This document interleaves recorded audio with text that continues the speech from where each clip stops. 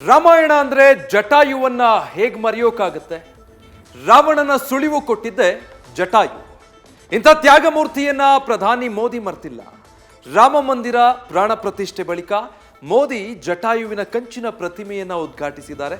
ಮಾತ್ರವಲ್ಲದೆ ಕಾರ್ಮಿಕರಿಗೆ ಗೌರವ ಸಲ್ಲಿಸಿದ್ದು ಮೆಚ್ಚುಗೆಗೆ ಪಾತ್ರವಾಗಿದೆ.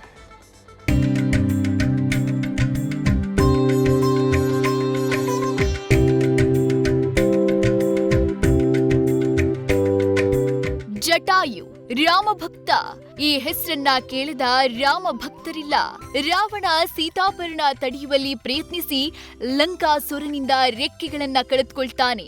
ಕೊನೆ ಗಳಿಗೆಯಲ್ಲಿ ರಾಮನಿಗೆ ಎಲ್ಲಾ ವಿಷಯವನ್ನ ಹೇಳಿ ಕೊನೆಯುಸಿರೆಳೆದ ದಿಟ್ಟ ವೀರ. ಸದ್ಯ ಇದೇ ಜಟಾಯುವನ್ನ ಪ್ರಧಾನಮಂತ್ರಿ ಮೋದಿ ರಾಮ ಮಂದಿರ ಪ್ರಾಣ ಪ್ರತಿಷ್ಠಾಪನೆ ವೇಳೆ ಮತ್ತೆ ನೆನಪಿಸಿದ್ದಾರೆ.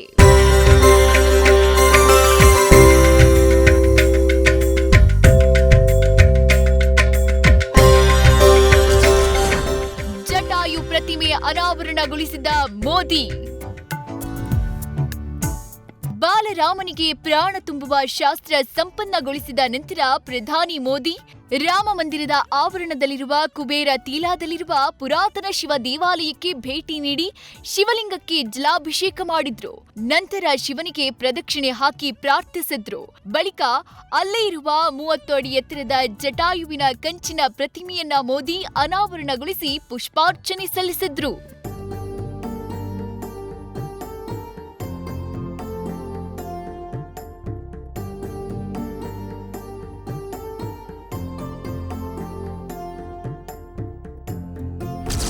ಕಾರ್ಮಿಕರ ಮೇಲೆ ಪುಷ್ಪ ಮಳೆಗೈದ ಪ್ರಧಾನಿ ಮೋದಿ.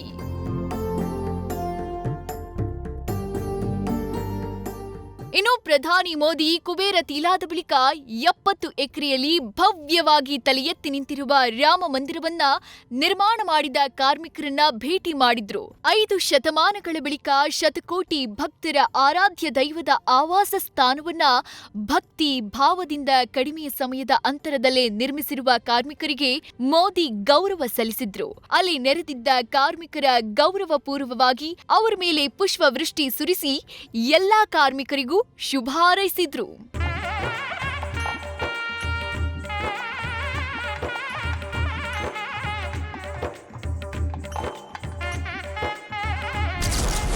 ಸಾಧು ಸಂತರನ್ನ ಗಣ್ಯರನ್ನ ಭೇಟಿಯಾದ ಪ್ರಧಾನಿ ಮೋದಿ. ಇನ್ನು ಪ್ರಧಾನಿ ಮೋದಿ ರಾಮಲಲ್ಲನ ಪ್ರಾಣ ಪ್ರತಿಷ್ಠಾಪನೆ ಸಂಪನ್ನವಾದ ಬಳಿಕ ಆವರಣದಲ್ಲಿದ್ದ ಸಾಧು ಸಂತರನ್ನ ಗಣ್ಯರನ್ನ ಭೇಟಿಯಾದ್ರು. ಬಚ್ಚನ್ ಕುಟುಂಬ, ಮಾಜಿ ಸಿಎಂ ಎಚ್ಡಿಕೆ, ಸಚಿನ್ ತೆಂಡೂಲ್ಕರ್ ಸೇರಿದಂತೆ ಎಲ್ಲರಿಗೂ ನಮಸ್ಕರಿಸಿ ತೆರಳಿದ್ರು.